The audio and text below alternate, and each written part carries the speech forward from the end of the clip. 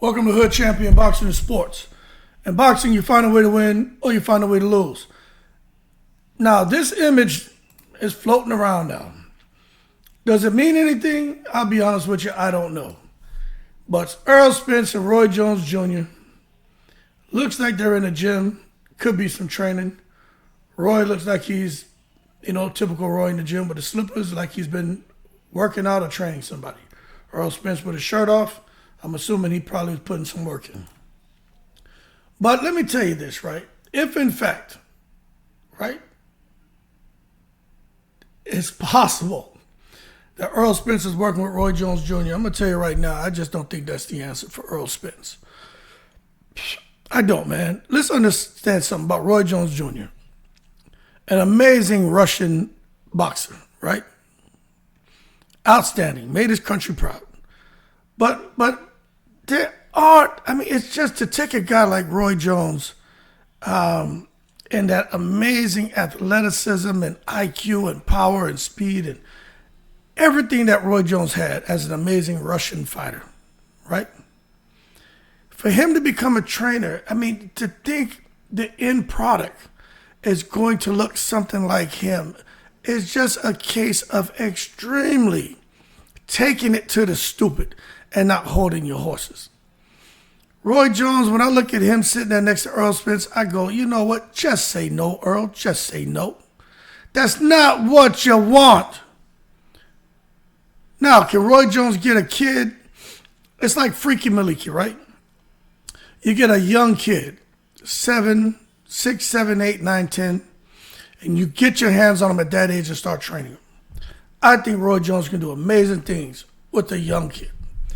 But to take someone who already has a style, and I would say a pretty effective style, and to come and start trying to add your 2 cents in, I just don't think it works because Roy Jones, he loves boxing so much.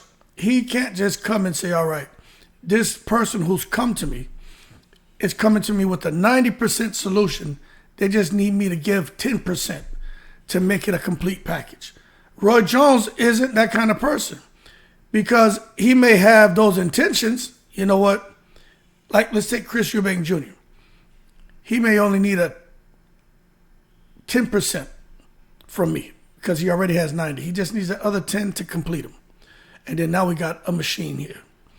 Roy Jones is so excited and in love with boxing, he goes from giving you the 10% you need to now the 5, another 5, another 20. Next thing you know, he's giving you a complete overhaul because he's giving you more than what you've needed.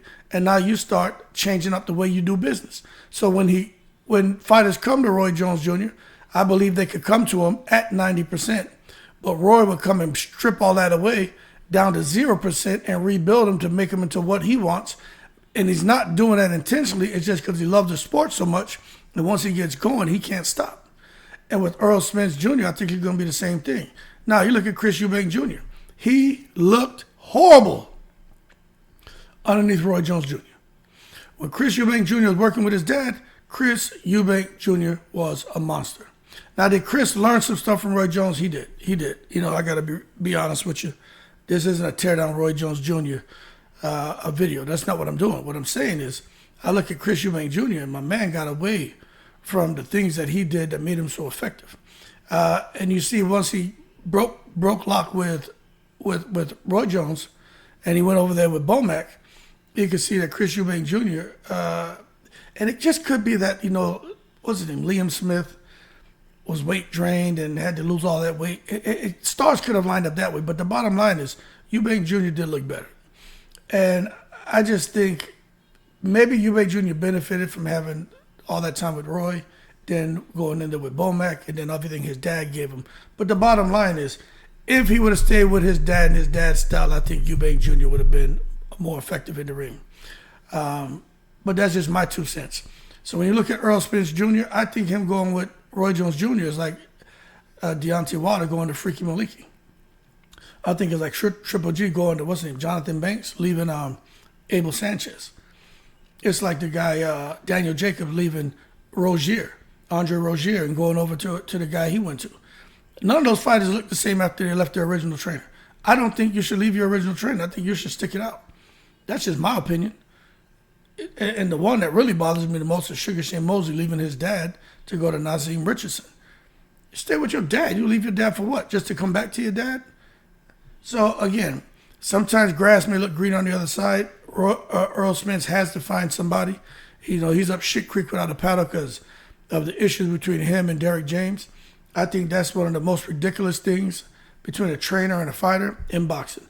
The fact that Errol Spence, just what limited knowledge that I have of the situation, something about money. That man, pay the man, figure it out, settle it out of court. Don't just drawing the line in the sand shit. I don't agree with it, but I understand business, I understand contracts, I understand I understand everything about having these agreements and when it comes to money. But goddamn, you're in the position you're in because of that goddamn Derrick James.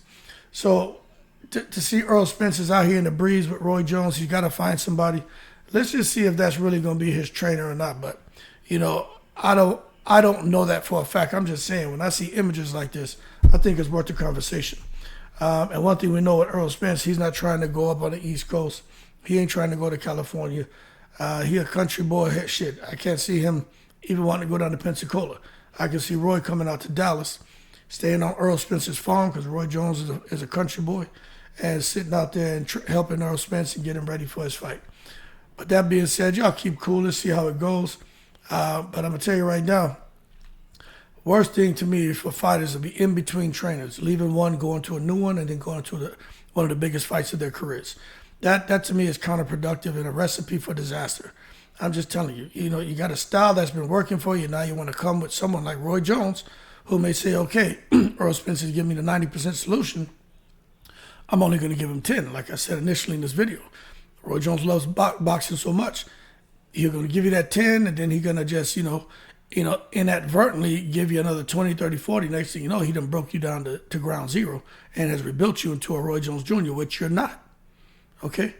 Y'all keep cool. Shout out to the veterans, all 7 continents.